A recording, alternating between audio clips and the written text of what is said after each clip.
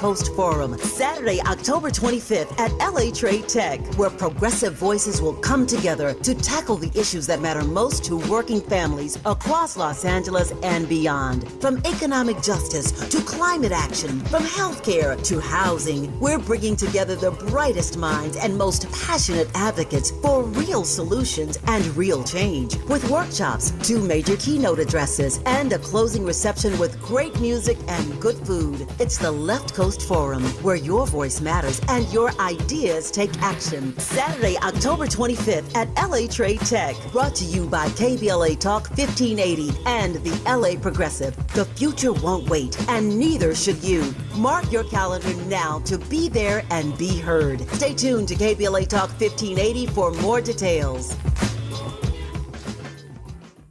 If you love to travel, Capital One has a rewards credit card that's perfect for you.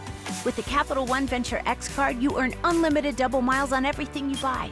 Plus, you get premium benefits at a collection of luxury hotels when you book on Capital One Travel. And with Venture X, you get access to over 1,000 airport lounges worldwide. Open up a world of travel possibilities with the Capital One Venture X card. What's in your wallet? Terms apply. Lounge access is subject to change. See CapitalOne.com for details.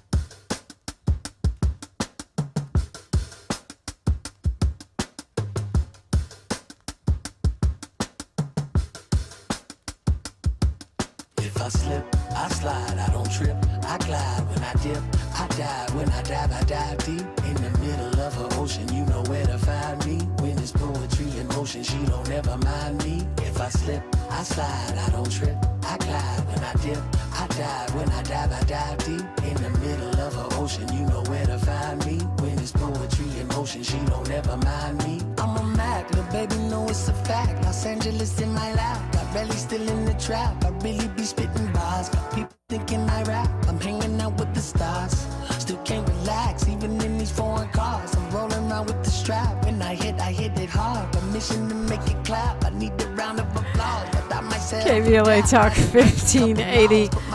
Yep, poetry motion around here. And I'm happy to welcome back into the space of the Executive Director for the Center for Media Integrity of the Americas. He's a former U.S. ambassador. He's dedicated to promoting greater mutual understanding between the United States and Latin America and the Caribbean. And the Center for Media Integrity of the Americas is an independent entity that fosters and incentivizes high-quality journalism and public interest media in the Western Hemisphere. It's something sorely needed right at this moment. John Feeley, Ambassador Feeley, welcome back. Dominique, it's great to be back with you and your listeners. Yeah, you know, we want to talk about the United States on the world stage, where we're going and where we are. But I can't help but ask you about what's happening with journalism right now. I mean, not just domestically, but with the killing of those journalists in Gaza, the entire team from Al Jazeera, and then we start tallying up the number of journalists that have been killed in that conflict, and then the lack of real reporting and outcry about it from other journalists. It's very worrisome for me. You know, Dominique, it really is. The state of journalism worldwide, according to any number of studies, is in really bad shape. There's just no hiding it. Authoritarian governments, threats from organized crime, threats from corporate interests, have turned journalists and journalism in general into an enemy. They have painted truth tellers and individuals who attempt to investigate power into the enemy. This is not necessarily something that is strange or new in a lot of parts of the world. What's incredibly worrying to me is that it's now happening as we speak here in the United States. We have a government that is imitating the tactics of leaders like Vladimir Putin, like Nayib Bukele in El Salvador. Around the world, pick your dictator, pick your authoritarian, And one of the very first things they do is go after the press. And that's what we've seen the Trump administration do. And here's the really disappointing and distressing fact. The U.S. press, collectively, really doesn't have the muscle memory to be able to react effectively to it. We have had the enormous benefit of, and it's not been perfect, we all know that, but it's really not been since the McCarthy era that an individual leader or a movement has turned on the press as enemies of the people. Nixon did it to a slight degree. Every president that I've ever worked for, every politician, moans about the press. They don't like their coverage. That's just part of the dynamic, right? That's what it's supposed to be. There should always be a healthy friction and tension between people who are very powerful and people who seek to put light on that power. And for what purpose? Not necessarily to send them to jail or whatever, but to inform populations so that they get a chance to better elect or to elect other leaders if they don't like what they see under that spotlight. We in the United States just don't have the muscle memory among those journalism practitioners to be able to fight back effectively.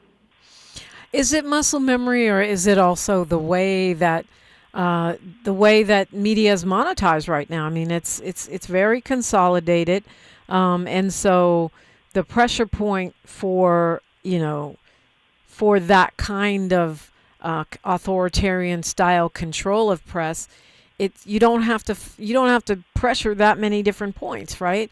I mean, we look at who's already given up payments. To me, they look like bribes. You can call them fines. You can call them whatever you want. To the president in response to his critiques of their coverage is already at least two of the big three or big five or whatever it is. Yeah, I hear you. I think it's more extortion than a bribe. I think it's a reaction to, Donald Trump's effect of walking by ABC and going, "Hey, nice media shop you got there. Be a shame if something happens to it." Meaning an FCC license would be taken away, right, or there would be, continued attacks, or, like what happened with AP. Gee, what a shame we can't seem to find your White House briefing pass today. Right. But we're going to invite in these, 5 influencers in your place. Or we won't approve your merger, right? Like the Skydance situation. Right. Yeah. Right. And so I think you're right. I think that is a combination of muscle memory and the fact that there are fewer monetary pain points, and they're very, very visible. You know exactly where to push, right? Sherry Redstone, you want to merge? Okay, here's what you got to do. And she does it. Jeff Bezos, you want to keep going with the Washington Post? Once you turn your ed page into an AI chatbot, and he does it. So, these are very wealthy people in their own right. They're very powerful people in their own right. There are a lot of people in media at the senior leadership levels that don't particularly agree with Donald Trump or MAGA, but they, at the end of the day, it is a business. And that's one of the things, and there are some people out there who are starting to think about this. It's one of the things that maybe could lead to a resurgence of sort of grassroots media, using technology to bypass traditional media. And so what are we seeing? We're seeing the rise of YouTube. We're seeing the rise of Instagram. Young people aren't watching David Muir anymore, right? You watch David Muir on ABC News, and it's no criticism of him individually, but I'm sorry, every ad is for a geriatric drug. Yeah. The demographic of ABC, NBC, CBS News, the demographic of cable news is increasingly geriatric. And so we could be in an evolutionary cycle where somebody here's a great example. I do a lot of work with Spanish language media in the United States. Somebody like Jorge Ramos, right? most non-Spanish speakers will maybe recognize the name. Somebody who was famously critical of Donald Trump during his first campaign, got thrown out of a press conference. Jorge Ramos, to your listeners, many of your listeners who are bilingual in the LA greater area, was for 30 years the anchor of Univision Nightly News. He was the equivalent of like John Chancellor or Walter Cronkite or Peter Jennings for Spanish-speaking America. Well, he was let go from Univision for a whole host of reasons, some of which had to do with his very outspoken editorial pieces that were highly critical of the Trump administration. I just did his program the other day. You know where he is? He's on YouTube, and he's already getting millions of viewers. And there could be, as I say, evidence that the pressure on traditional mainstream media or formal media or the big guys, however you want to frame it, could result in an atomization of information, which could bring us many unexpected secondary consequences, such as the atomization of information and small little echo chambers. I don't think we're going back in my lifetime anytime to Walter Cronkite, the most trusted man in America. I just don't think that that's in the cards with the proliferation of information. Yeah, I don't see it either. I mean, especially with social media and people having a more critical and suspicious eye of anything coming from the mainstream, whether it be a politician or a news anchor. For me, that's one of the reasons why critical thinking and media literacy become more and more important, because if I'm sorting through YouTube or Instagram or TikTok, and that's where I'm getting my news and information, I've got to be able to separate opinion, speculation, outright conspiracy theories from actual fact-based reporting, and many people simply cannot do that. Boy, you put your finger on one of the major issues, Dominique. You know, it used to be, I'm a 63-year-old gray-haired grandfather. When I was a kid growing up in New York, there were 2 or 3 main newspapers. There were 3 channels. And we got a curated feed of news and information. It was not perfect. There were the same political pressures in the past, but not anywhere near as great as they are today. But the fact was we all dealt with the same, more or less, the same set of facts and the same presentation of reality. Today, digital literacy should be right up there with teaching civics in school again about what it means to be a good community member and a good civic American. You've got to teach kids how to be able to do that discernment that you talked about right now. Am I looking at something that is real news, or am I looking at something that is white supremacist influence, or that is Russian influenced or Chinese influenced? Are these people spokespersons for a bigger, broader interest behind what they're saying, what they're presenting? And that's really hard. I admit it. It's not an easy task. It's hard, but not impossible. John Feeley is with us. He's the executive director of the Center for Media Integrity of the Americas, former ambassador, and we will continue the conversation. I want to talk about America's standing in the world. How are we doing right now, and which way is the drift? KBLA, Talk 1580. The station you turn to when you've had it up to gear with cultural incompetence. KBLA Talk 1580.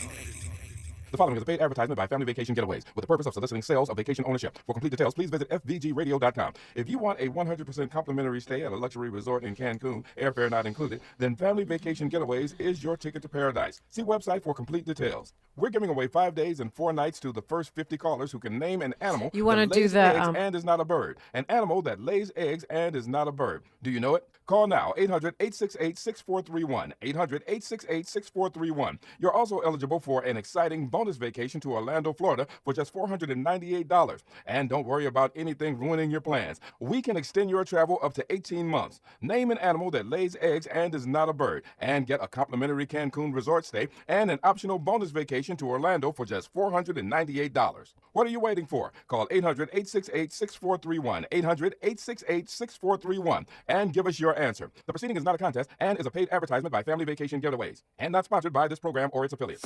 If you love to travel, travel, Capital One has a rewards credit card that's perfect for you. With the Capital One Venture X card, you earn unlimited double miles on everything you buy. Plus, you get premium benefits at a collection of luxury hotels when you book on Capital One Travel. And with Venture X, you get access to over 1,000 airport lounges worldwide. Open up a world of travel possibilities with the Capital One Venture X card. What's in your wallet? Terms apply. Lounge access is subject to change. See CapitalOne.com for details. You know that Big Bargain detergent jug is 80% water, right? It doesn't clean as well. 80% water? I thought I was getting a better deal because it's so big. If you want a better clean, Tide Pods are only 12% water. The rest is pure, concentrated cleaning ingredients. Oh, let me make an announcement. Attention shoppers, if you want a real deal, try Tide Pods. Stop paying for watered-down detergents. Pay for clean. If it's gotta be clean, it's gotta be Tide Pods. Water content based on the leading bargain liquid detergent. Hello, I'm Joe Cordell, founder of Cordell & Cordell. Divorce is complicated, especially when your small business or professional practice is involved. At Cordell & Cordell, we understand that these assets raise unique valuation and allocation issues. For 35 years, we've helped doctors, lawyers, and small business owners navigate divorce with confidence. Call us at Cordell & Cordell. Let me tell you, I understand on a personal level, your business is much more than a job. It's your legacy. 1455 Frazee, San Diego. CordellCordell.com. Hey, listen to this. All I needed was a new starter. Got a great deal on eBay. Did it myself. Yeah, that's cool. But how about the soft purr of an upgraded exhaust when it fits just right? For me, it's the little things. Like these new windshield wipers from eBay I installed. From small fixes to big upgrades, eBay has all the parts you need at prices you'll love. Guaranteed to fit every time. eBay. Things people love. Eligible items only. Exclusions apply. Thanks for waking up with Dominique DiPrima on KBLA Talk 1580. I do appreciate you joining us today and every day that you do so. 800-920-1580 is the number if you want to jump in, or if you want to hit us up on the comments section of YouTube. We're live streaming right now, youtube.com, KBLA 1580. We're joined by the Executive Director of the Center for Media Integrity of the Americas, a former U.S. ambassador, and he's really dedicated to creating mutual understanding between the U.S. and Latin America, the Caribbean. This is an independent organization that he's now working with and for, but he's a negotiator, an organizational leader, and a communicator. So I'm looking at the way things are unfolding right now, and I just wonder,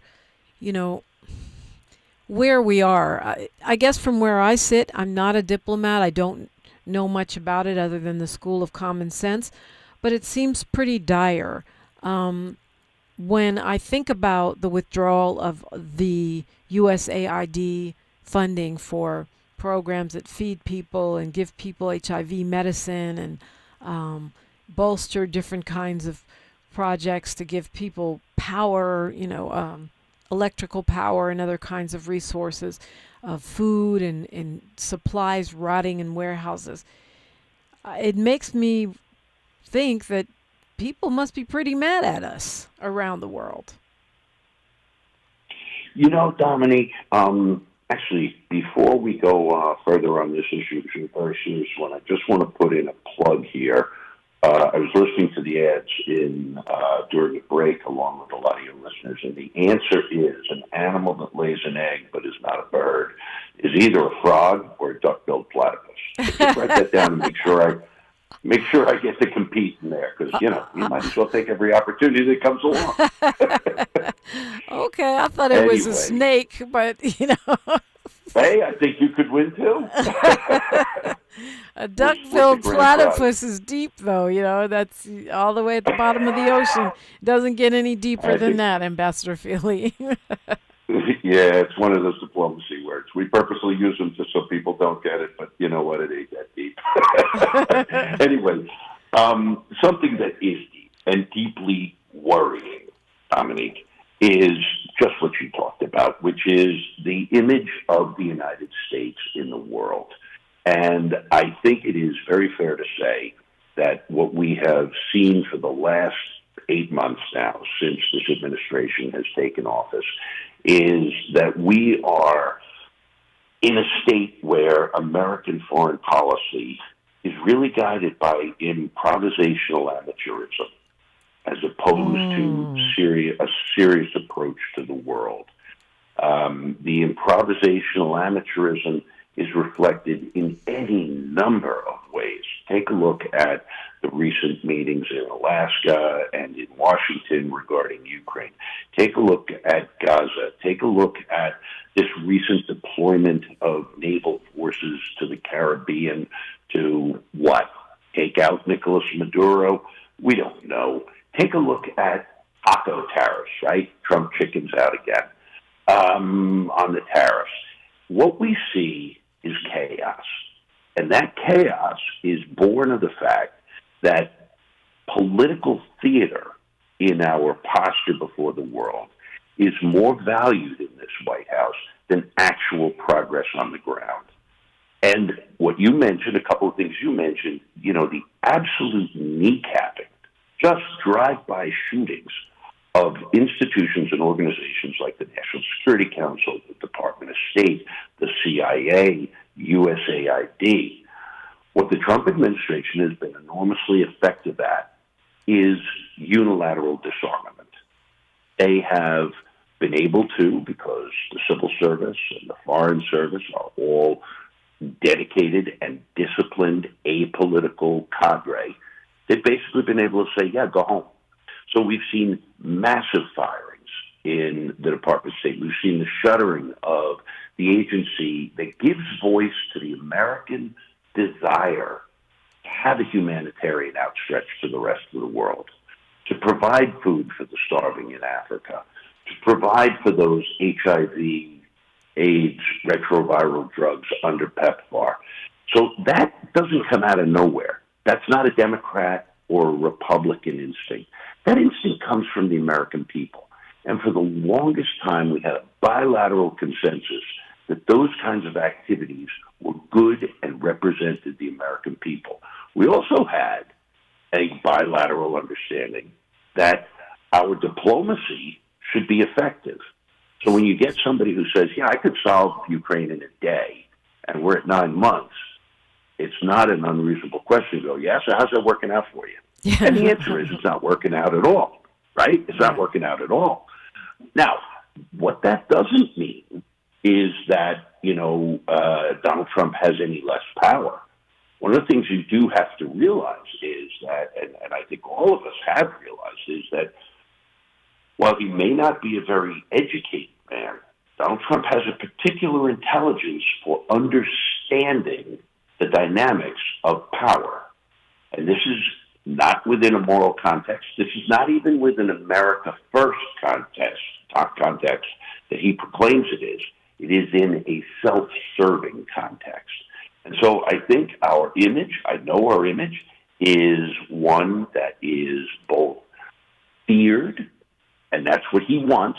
He wants you to fear the United States. And it is rejected privately. In some places, it is rejected publicly. But for the most part, we are back to, the ancient Greek historian Thucydides, who said, the strong do what they will, the weak do what they must. And much of the world is doing what they must, kind of holding their breath and just waiting for Donald Trump and this administration to leave the scene. But as you know and I know, there's no guarantee that it's going to happen. Yeah. Well, I mean, your idea of amateurism, putting it out there, improvisational amateurism is really well said, because people are always saying, well, perhaps the president is thinking this, or perhaps the strategy is that. My feeling is that there isn't a strategy. It's whatever he feels at any given moment, or whatever whoever's able to influence him in that second. Give us an idea of how unusual the meeting in Alaska with President Putin is in terms of what normally would happen in a diplomatic exchange like that. Oh, sure. I mean, this was really, really breaking with precedent. And let me say very clearly, breaking with precedent is not necessarily always a bad thing. Okay. If it's well calculated, and you use second order thinking. So just what you said is what his defenders will say. Oh, you don't get it. It's almost like that. If you ever saw, it's an old movie. I don't know how many of our listeners are going to get it, but Apocalypse Now. When he's going upriver, Martin Sheen is going upriver, and he sees the destruction of Colonel Kurtz. And the Dennis Hopper character, who's like all strung out and whatnot, says, no, don't look at that. I see, and there's like decapitated heads and bowls floating in the water and stuff like that. He goes, no. See, he's a great man. He's a big man. You and me, we're just little men. We don't understand how great he is. Well, that's the kind of crap, quite frankly, that we're hearing from people like Stephen Miller, who's tweeting out, the world just got a master class in economic diplomacy with the tariffs. Well, the next day, Donald Trump says, no, you know what, I'm going to give him another 90 days. That's an example of the improvisation. Up in Alaska, how did you see improvisation? You saw it in a number of ways. He's wanted for a long time, and there's no secret, that he wants to have a good relationship with Vladimir Putin. He actually imitates a lot of what Vladimir Putin has done in Russia over the last 25 years, and he's trying to implement a lot of that here in the United States. Everything from intimidating critical media to squelching the voices of political dissidents to othering those who aren't of his particular brand of MAGA, America First. So he's always had this desire to welcome Putin and be on good terms with him. Problem is that Putin's actions have made that very, very difficult for him. So in a very, I think, improvised way, he shows up in Alaska. He brings people who really don't know squat about Russia or Ukraine. And I'm sorry, but I'm saying that very critically. Marco Rubio was probably the most well-versed on this issue. And Marco Rubio got that education serving as the Republican chair of the Senate Foreign Relations Committee. And during that time, Dominique, he was on the other side of the equation.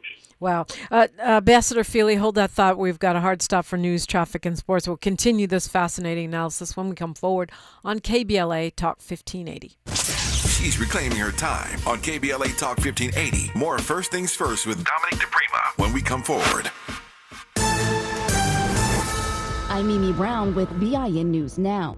Washington Governor Bob Ferguson is responding to U.S. Attorney General Pam Bondi's letter threatening arrests of officials who do not cooperate with federal immigration enforcement. Ferguson says Washington's bipartisan law limits the use of state and local resources for federal immigration enforcement. Meanwhile, California officials are preparing for a special election on November 4th as Governor Gavin Newsom seeks to change congressional district boundaries. And the Trump administration is ending an investigation into the 2020 police killing of a black man in Washington state. The Department of Justice announced late last week it's dropping its probe into the restraint-related death of Manuel Ellis in police custody in Tacoma, about 30 miles south of Seattle. And teachers from California and New York must now pass a new America First certification test to work in Oklahoma public schools. Get BIN News on demand 24/7 on the iHeartRadio app. Ignite your afternoons at Waba Grill's $5 happy hour with our 5-piece pork veggie dumplings and a value-sized premium beverage drink, like our tangy passion fruit lemonade. Enjoy $5 happy hour weekdays after 3 p.m. Only at Waba Grill. This is the KBLA Sports Minute with Ray Richardson. The Dodgers got back on track Tuesday night. They had 18 hits in their 11-4 win at Colorado. Shohei Ohtani hit his 44th homer of the season. He's second in Major League Baseball to Seattle catcher Cal Raleigh, who has 47 homers. Dodgers rookie left fielder Alex Call was 4 for 5 at the plate with a home run and 2 RBIs. If Call had been able to get a triple last night, he would have hit for the cycle. The Angels lost to Cincinnati again 6-4. Cincinnati pitcher Hunter Green had 12 strikeouts. The LA Sparks are back in action tonight against the Dallas Wings at Crypto.com. With 10 games left in the WNBA regular season, the Sparks are a game behind the Seattle Storm for the 8th and final playoff spot. Rams quarterback Matthew Stafford practiced with the team again on Tuesday. Rams coach Sean McVay is still undecided on whether to give Stafford some game action in the preseason. No debates, no speculation, just the info you need. That's your your KBLA Sports Minute. I'm Ray Richardson. More news, opinions, and conversation when we come forward on KBLA Talk 1580. It's never too early to start talking about money in realistic ways with your kids. JP Morgan Chase navigates how to educate your kids now about creating long-lasting, healthy money habits. Whether your kids are in elementary school, high school, or college, now is a great time to start a conversation about ways to create healthy money habits as they grow, ultimately benefiting their financial future. Talking about money in a realistic way to support your kids' lifestyle and dreams, your first banking account geared towards high school or college. It's never too early. Explaining the basics, what you earn and what you spend, building financial confidence starts with getting organized. Learning and practicing vital money skills now will stay with them for life. Tools they will have to stay on top of their finances and achieve their goals. This segment is sponsored by JP Morgan Chase.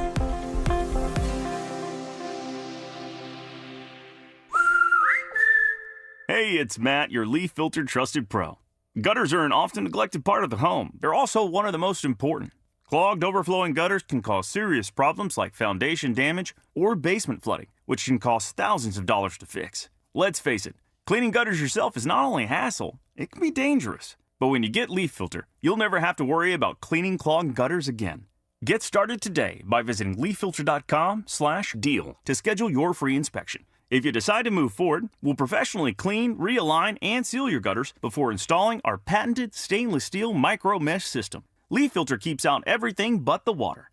And it's backed by a lifetime transferable no clogs warranty. So you're protected for good. We're in your neighborhood and ready to help. Visit Leaf Filter today for a free inspection and estimate, and you could save up to 30%. Visit leaffilter.com/deal. That's leaffilter.com/deal. You gotta dip your chicken strips. Hey, this is Kiani. And this is Tabitha. And a little thing we love about Chick-fil-A chicken strips is all the different sauces we can dip them in. I like to line up all my favorite sauces so that in every bite, I have a different flavor. Then with the tenderness of the chicken, the juiciness of it, it's all there. And for me, I like to mix my sauces so I get a little tang and I get a little sweetness all in one bite. That's what makes it for me. Like, that's what does it for me. That's what I'm saying.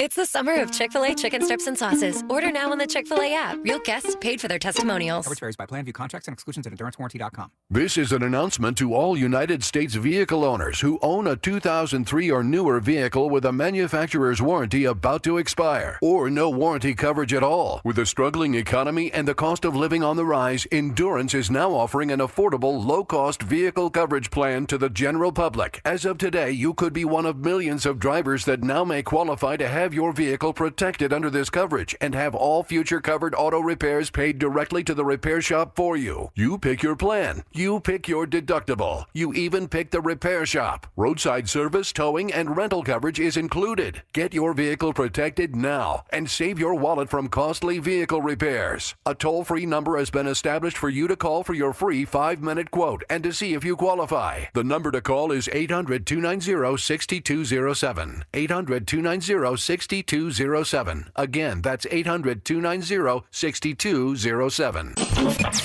Thanks for starting your morning off with a voice that speaks truth to power and the powerless, getting to the heart of what matters most in our community. This is where authentic conversation meets real action. From breaking news and politics to culture and community solutions, this is where you hear perspectives you won't hear anywhere else. This is where we come together, get informed, and make change happen. You're inside First Things First with Dominique DiPrima on KBLA Talk 1580. Good morning, sunshine. You make my day.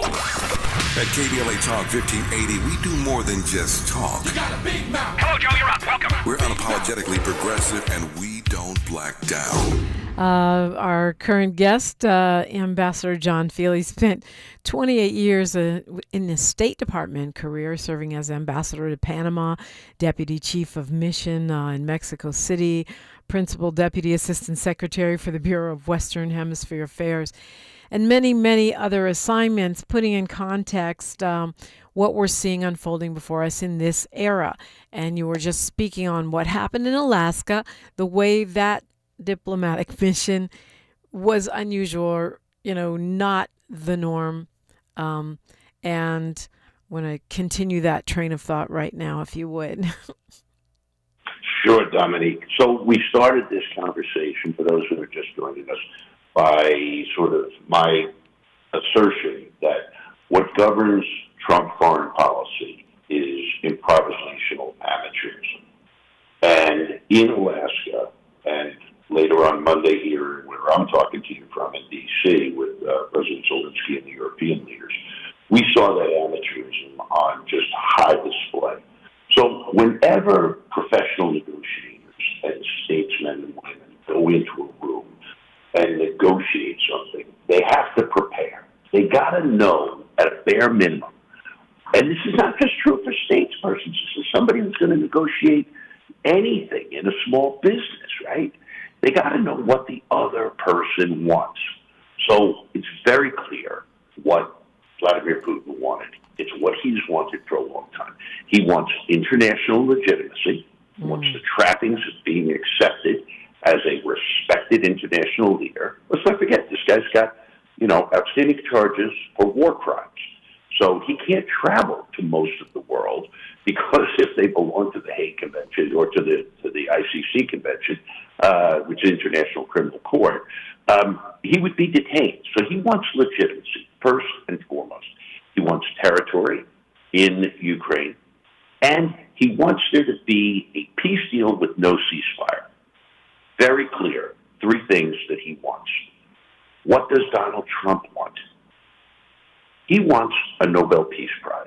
He wants to be seen. No. I mean, it sounds like I know a joke, he's but talked it's true. about it. I mean, he's talking about it, but yeah. Well, come on. Bibi Netanyahu handed him the nomination in a big show of, here's my nomination for you, as Bibi Netanyahu is committing genocide in Palestine and in the Gaza Strip. So he wants that peace prize, and he loves to be seen as the deal maker. Right? I can make that deal. He said when he was flying up to Alaska, he said on Air Force One, I'll know within the first 2 minutes of seeing Vladimir Putin if I got a deal, because I'm just that good, right? So let's look at how it turns out, right? Let's look at how it turns out. Again, I'm not trying to be purposely ad hominem or just muddy the guy up for the sake of it. I'm looking at results.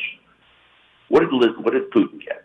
Putin got legitimacy to the point that he got the picture of his presidential plane that says Russia with a bunch of American soldiers on their knees in front of it, in front of the little stairs that come down, rolling out a red carpet for him. Come on, you don't get a better statement of legitimacy. Right, and the president clapping, of the United and the president of the United States applauding. Absolutely. Yeah. No, and smiling and welcoming. Okay, so first check, legitimacy. He got it. Second thing, territory. He did not give up. Putin did not give up a thing in that negotiation. And thirdly, ceasefire. Why is it important for him to go to a peace deal without a ceasefire? Because he keeps bombing Kyiv. He keeps bombing the Ukrainians. Hours after the meeting, they were bombing in there. So here he is talking to Trump in Alaska about peace while the Russian military continues to launch missiles into Kyiv. Legitimacy, territory, no ceasefire. All three checks. Putin comes away from Alaska with a win. Trump, what did he get? Well, so far he hasn't won the Nobel Peace Prize. He said he could get a deal. He would know if he was going to get a deal within 2 minutes. Well, he didn't get a deal. And this is a big one. This is important. Donald Trump flips on his previous position, which was, no, we got to get a ceasefire first, and then we'll negotiate the peace. And now he's back in Washington 2 days later on Monday, meeting with Zelensky, and he's pushing literally Vladimir Putin's plan for how we're going to negotiate a peace. To me, I think you have to say, just on the results of it, that this is improvisational amateurism that leads to failure. Yeah, it certainly appears that way. It appeared from a non-expert perspective that he's coming back just mimicking the same talking points that Vladimir Putin had, and also he suddenly wants to get rid of all mail-in ballots, like as a side order, as an added bonus. Now there's a war on mail-in ballots. But let's be honest, this is what Donald Trump does exceptionally well. He distracts. Okay, when something, like when the Epstein files surge up, he'll throw, immigrants eating cats and dogs. When there's a failure, an abject failure in Alaska, and Vladimir Putin is being received back in Russia, with social media going absolutely nuts with that image of American soldiers kneeling before his plane to put down a red carpet and claiming victory. What does Donald Trump do? He talks about rampant crime in D.C. and militarizing the police here. This is all about smoke and mirrors and distraction. But keep in mind, Dominique, this is a guy who was quoted after he won the election last November as saying, I want every day of my second administration to be like a reality TV program where I'm the star and I win. So far, we're getting a lot of reality TV BS, and we're not getting a lot of winning. Well, because you don't have the producers there to manufacture the win. I mean, you can. That's absolutely right. And on the international stage, they're not often very cooperative producers, right? They get a vote, and Putin gets to play his own script. So you're absolutely right. So, I mean, and the other thing that is worrisome is the fact that for some of his supporters or for some of the observers, it will be spun into a victory and they'll buy it. I don't know how long that holds up. But, I mean, the tariffs are an example of this appearing to fall apart because, and this is something I wanted to ask you to speak on, this idea of using tariffs not just as an economic tool, but to try to force other countries' policy agendas is something I've never seen in my lifetime. Going after Brazil because they're prosecuting Bolsonaro, for corruption, trying to control their policy, going after South Africa with tariffs because of their attempts to bring some relief, economic relief to people there, to black business owners there, and hitting them with tariffs. How can you think of any precedent for this in U.S. policy and in U.S. diplomacy? I can think of a time when the United States has used the economic tools of statecraft, among which tariffs is just one. Okay. To bring about a political change. And the one I'm thinking about is the boycotts of South African goods when South Africa was ruled by a white apartheid government. What I have never seen before is at that time when we did that, Carter administration, and even later, what you had was an open recognition by a bipartisan consensus of the American people that an apartheid government in Africa was bad. They were doing something, they were doing a behavior that we sought to change with our foreign policy. And that's basically what foreign policy is. Let's be very clear. Madeleine Albright once said it very well. She said, foreign policy is basically trying to get the other guy to do what you want him to do. Okay? Yeah, that's true. I mean, that is true. But also, you're talking about an entire regime, a system that was a racist system, as opposed to going in on one particular prosecution, for example. No, you can't prosecute this guy, or one particular policy. That also, when you look, you're absolutely right. And when you look at apartheid, you're also talking about a movement that bubbled up from the people. The people of the United States were pushing the government. It wasn't the government top down saying, okay, we're going to impose, these. I know we do economic sanctions on all kinds of countries, but this seems very transactional, very direct, and very much on another level of, I'm going to try to control your government in real time and your policies and decisions. You absolutely put your finger on it. The goal of sanctions is to change behavior. Right. Okay? It is to change the behavior of an individual, a corporation, or a government. In this case, Donald Trump looks at tariffs as a way to punish other countries that have trade imbalances with the United States. That's why you see some of these ridiculous figures about, little islands in the Pacific that got 147% on that initial, sandwich board chart that he showed a couple of months ago. And why do they have a trade imbalance? Why do they not import as much as we import from them? Because the terms of trade are minuscule, and they don't make anything that we want. And it's a manufacturing basis. It doesn't have to do with services. The economics of this is so ridiculous that it just belies explanation. But you put your finger on something that's very important. In general, in the conduct of foreign affairs, and this is Republicans and Democrats, since the end of the Second World War, the United States has always found it in its own enlightened self-interest to treat economic issues as separate from security issues, to treat cultural issues as separate from environmental issues. And that's why you have experts. That's why you have people who spend their whole life dedicated to environmental programs. Well, what's he done? He's getting rid of a lot of those people. He doesn't bring them into the room. He doesn't have any sense of a firewall between how we handle our economic policy and how we might handle some other aspect of foreign policy, say security and justice. And so what he does is he throws it all into one big jambalaya, and it's all bubbling in there, and it becomes highly, highly personalistic. He has a good conversation with Claudia Sheinbaum in Mexico. Hey, you know what? We're going to give her another 90 days. He has a crap conversation with Mark Carney up in Canada, 35% tariffs.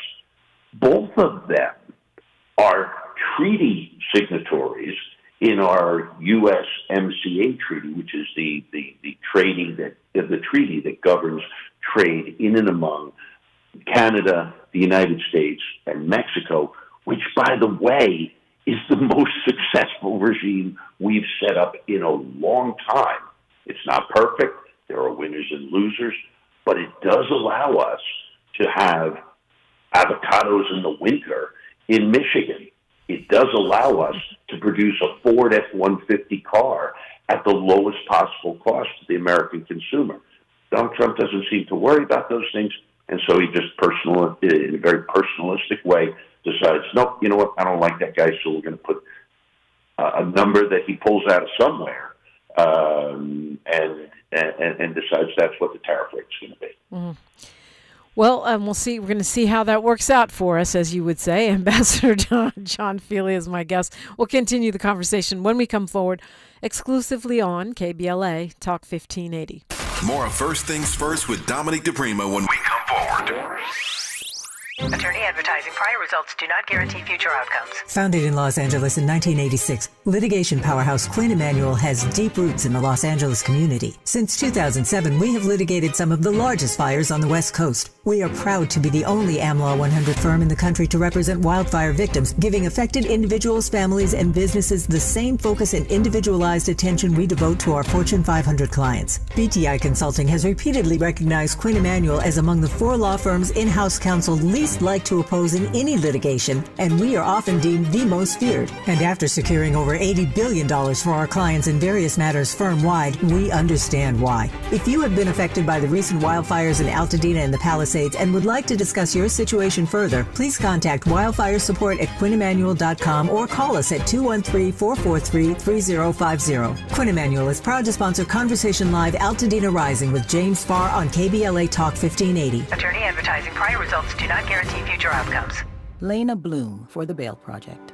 Imagine you're stuck in a jail cell and you can't afford bail and someone offers you a way out. Just plead guilty and you can go home and kiss your kids goodnight. What do? What thousands have. You plead guilty whether you are or not. Cash bail makes poverty a crime. That's why the Bail Project helps those who can't afford it while fighting to end cash bail. Because freedom should be free. Brought to you by the Ad Council. KBLA Talk 1580. We've got a lot to talk about. KBLA Talk 1580, connecting you with services and solutions. If you need help getting your resume in order, finding job training, or landing a job, we've got 3 great options for you. First, the City of Los Angeles has WorkSource centers across the area offering free job support. The California Workforce Development Board can help you with everything from GED prep to vocational training at no cost to you. On the federal level, the Department of Labor's American Job Centers offer a full range of services for job seekers and businesses alike. Visit careeronestop.org, or for more info, just call California's Help Center or visit cwdb.ca.gov or call 916-657-1440. For the City of Los Angeles programs, go to ewdd.lacity.gov or call 213-744-7300. All these services are free to help you get your next job. This is a community call to action from KBLA Talk 1580. Ignite your afternoons at Waba Grill's $5 happy hour with our 5-piece pork veggie dumplings and a value-sized premium beverage drink, like our tangy passion fruit lemonade. Enjoy $5 happy hour weekdays after 3 p.m. Only at Waba Grill. The conversation continues right now with Dominique DiPrima on First Things First. He's appeared on CNN, BBC, NPR, PBS, MSNBC, The Washington Post, New York Times, and much more.